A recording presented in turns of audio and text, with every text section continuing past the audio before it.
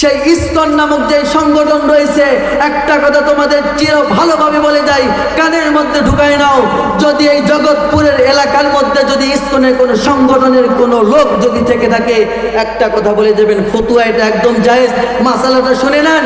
যারা এই রকম ভাবে মানুষদের প্রতি, ইসলামের প্রতি শত্রুতা পোষণ করবে, মুসলমানদেরকে আক্রমণ করবে, ইসলামকে নিধন করতে চায়, মুসলমানদেরকে নিধন করতে চায়, ইসলামের নাম নিশানা মিটিয়ে দিতে চায়, ইসলামের পতাকাটাকে তারা বিলীন করে দিতে চায়, তাদের সাথে আমাদের কোনো আপোষ চলবে না।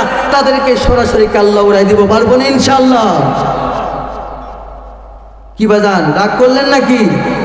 মুসলমানের রক্ত পান করবে, তোমরা তৃষ্ণা নিবারণ করবা, এটা বাংলার জমিনে হবে না, এটা বাংলার জমিনে হবে না।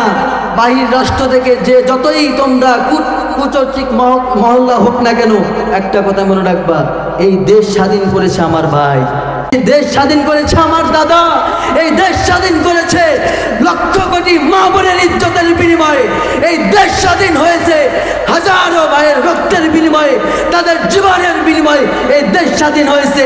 এই দেশের মধ্যে কোনো অরাজনৈতিক, এই দেশের মধ্যে কোনো বিশৃঙ্খলা সৃষ্টি হবে, ওলামায়ে হযরত কখনো মেনে নেবে না। কথা বলেন ঠিক কিনা? মুসলমানের রক্ত পান করে বাংলার জমিনে, শুধু বাংলার জমিনে নয়, সারা বিশ্বের মধ্যে কারো ঠাঁই হয় নাই। কথা বলেন ঠিক কিনা? হিন্দুর মনে থাকবে বাংলাদেশে আমাদের কোনো দুঃখ নাই, আফসোস নাই। খ্রিস্টান তার খ্রিস্টান ধর্ম নিয়ে বাংলার জমিনের মধ্যে থাকবে, আমাদের কোনো আফসোস নাই। বৌদ্ধ তার বৌদ্ধ ধর্ম নিয়ে বাংলার জমিনের মধ্যে থাকবে, আমাদের কোনো আফসোস নাই, আমাদের কোনো দুঃখ নাই। যে যেই দল করুক না কেন, আমরা কোনো রাজনৈতিক সংগঠন থেকে বলছি না। আমি একজন অরাজনৈতিক একজন লোক, কোনো বাপের বেটা বলতে পারবে না আমি কোনো রাজনৈতিক সংগঠনের সাথে জড়িত আছি। আমি একজন ইসলামের সৈনিক, একজন মুসলমান হিসেবে দাবিদার করতে পারি। বাংলার জমিনের মধ্যে একজন মুসলমানকে হত্যা করে সেই কুলাঙ্গারের এই বাংলার জমিনের মধ্যে কখনো ঠাঁই হতে পারে না। কথা বলেন ঠিক কিনা?